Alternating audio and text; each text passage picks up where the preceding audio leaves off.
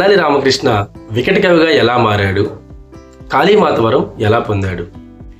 భారతీయ సాహిత్యంలోనే తన తెలివి, హాస్యం మరియు సమయస్ఫూర్తితో తరతరాలను ఆకట్టుకుంటున్న అష్టదిగ్గజ కవులలో ఒకరైన మన వికట కవి తెనాలి రామకృష్ణ కథల సిరీస్కి స్వాగతం.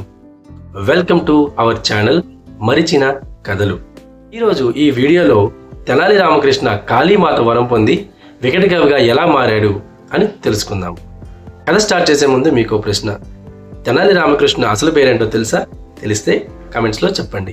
ఇక కథలోకి వెళ్తే, తెనాలి రామకృష్ణకి వికట కవి అనే పేరు ఉండేది. ఆ పేరు ఎలా వచ్చిందో ఇప్పుడు తెలుసుకుందాం. పాపం తెనాలి రామకృష్ణ చిన్నప్పుడే తన తండ్రి చనిపోయారు. వారికి పెద్దగా ఆస్తిపాస్తులు ఏమీ లేవు. అందువలన అతను తన మేనమామ గారింట్లోనే పెరిగాడు. తనకి చదువు కూడా పెద్దగా అభ్యసించలేదు. ఎప్పుడు పిల్లలతో ఆడుతూ కాలక్షేపం చేస్తూ ఉండేవాడు. కాస్త పెద్దయ్యాక కూడా తెనాలి రామకృష్ణ ఎప్పుడు ఇంటి పట్టున ఉండేవాడు కాదు. ఇంటికి రావడం, ఏది పెడితే అది తిని మళ్ళీ బయటికి వెళ్ళి కాలక్షేపమే చేస్తూ ఉండేవాడు. ఎక్కువగా ఆలయ ప్రాంగణంలోనే కాలక్షేపం చేస్తుండేవాడు. ఇలా ప్రతిరోజు ఆలయ ప్రాంగణంలో కాలక్షేపం చేస్తున్న తెనాలి రామకృష్ణుని ఒక సాధువు గమనిస్తూ ఉన్నాడు.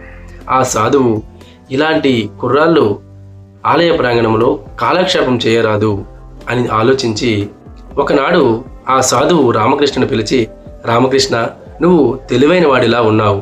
నువ్వు ఇలా గుడి ప్రాంగణంలో కాలక్షేపం చేయడం ఏమీ బాగలేదు అని చెప్పి, నువ్వు వెళ్ళి ఆ నదిలో స్నానం చేసిరా, నీకు మంత్రం ఉపదేశిస్తాను అని చెప్పాడు. రామకృష్ణ ఏం మాట్లాడకుండా ఆ నదిలోకి వెళ్ళి స్నానం చేసి వచ్చి బుద్ధిగా ఆ సాధువు ముందు కూర్చున్నారు.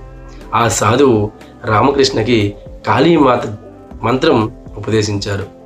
ఈ మంత్రాన్ని కాళీమాత ముందు కాళీమాత ప్రత్యక్షమయ్యే వరకు జపించు అని ఆ సాధువు రామకృష్ణకి చెప్పారు.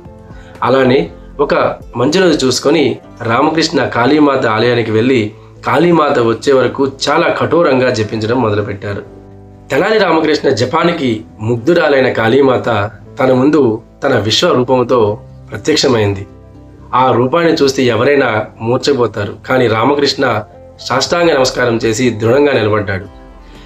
కాళికామాత తెనాలి రామకృష్ణకి వరం ఇవ్వడానికి, రామకృష్ణ, నీకు ఈ 2 గిన్నెలలో ఒక దాంట్లో పెరుగు, ఒక దాంట్లో పాలు, అంటే ఒక దాంట్లో ధనం, ఇంకో దాంట్లో జ్ఞానం ఉంది, ఏది కావాలో తీసుకో అంటుంది.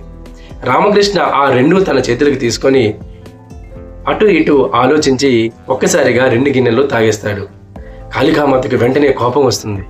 ఏం రామకృష్ణ, నేను నీకు 1 గిన్నె కదా తీసుకోమన్నాను, ఎందుకు 2 గిన్నెలు తీసుకోమన్నావని చాలా కోపంతో రామకృష్ణుడిగా అంటుంది.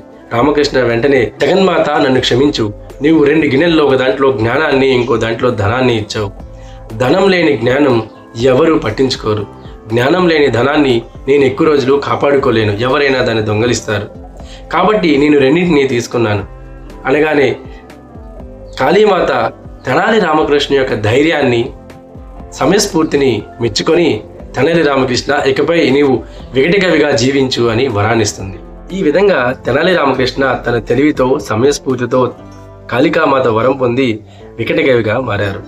నెక్స్ట్ వీడియోలో తెనాలి రామకృష్ణ రాయలవారి ఆస్థానానికి ఎలా చేరారు మనం చూద్దాం.